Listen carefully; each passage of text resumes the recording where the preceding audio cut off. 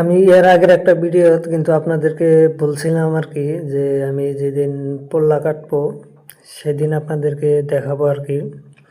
যাই হোক, এর আগে আরও 2 দিন পল্লা কাটা হয়েছে। আমি বাড়িতে ছিলাম না, আমার তেমন বাড়িতে থাকা হয় না, তার জন্য হয়তো আপনাদেরকে দেখাইতে পারি নাই।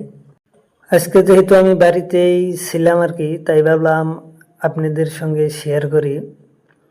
মূলত আজকে আমাদেরকে 50 কেজির মতো বোল কাটতে দিছে আর কি। ব্যাপারী বলছে 50 কেজি নিব আর কি। সেই জন্যে আমরা কিন্তু সবগুলা পল্লা কাটতেছি না আর কি, দেখে দেখে বড় বড় যেটা সেইগুলা পল্লাই কাটতেছি আর কি। যেহেতু আজকে আমাদেরকে 50 কেজি পল্লার অর্ডার আইছে, সেই জন্য আমরা বড় বড়টাই কাটবো। আর এই পল্লাটা কিন্তু আমরা ফার্স্ট গাড়ছি এই বছর। এই পল্লাটার নাম হয়েছে দেবগিরি। চাইলে কিন্তু আপনারাও কাটতে পারেন। এত পরিমাণে যে ধরে আমরা কিন্তু ভাবতেও পারছি না, অনেক পরিমাণ আহে কিন্তু। দেখেন কি পরিমাণে আইছে। আর এই পল্লাগুনা নেওয়ার জন্য কিন্তু ব্যবহারী ক্রেট ব্যবহার করে, যাতে করে পল্লাগুনার মধ্যে কোনো দাগি না হয়। আর পল্লাগুনা অনেক কিন্তু ভালো থাকে আর কি, দেখতে ভালো দেখা যাবে, সেই জন্য কিন্তু ক্রেট ব্যবহার করা হয়েছে।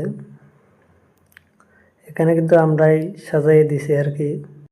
পল্লা কিন্তু ব্যাগেও নেওয়া যায়, কিন্তু সেখানে দেখা যায় যে অনেক কালা হয়, দাগি হয়, সেই জন্য মূলত ক্রেট ব্যবহার করা আর কি।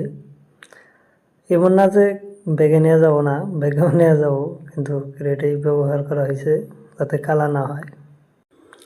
আমরা চাইলে কিন্তু 100 কেজির মতো পল্লা কাটতে পারতাম আর কি, কিন্তু 50 কেজির অর্ডার আইছে, যেহেতু 50 কেজি দিতে হবে, সেই জন্যই 50 কেজির মতোই কাটবো, বেশি কাটবো না। আর আপনাদেরকে দেখাইছিলাম যে মরিচ গাছে ফুল আইছে বলে, কিন্তু মরিচ ক্ষেত নষ্ট হওয়ার কারণে আমরা কিন্তু এখন বান্দার চারা লাগাইতেছি আর কি। আপনাদেরকে আরেকটা ভিডিও দেখাবো বান্দার চারা কিভাবে লাগাই। আরেকটা কথা আপনাদেরকে জানাইতেছি আর কি, আপনারা জানাবেন। আপনারা যে যেখান থেকে ভিডিওটা দেখতেছেন বলবেন তো আপনাদের ওখানে পল্লা কেজি কত, কমেন্টে জানাই দিবেন।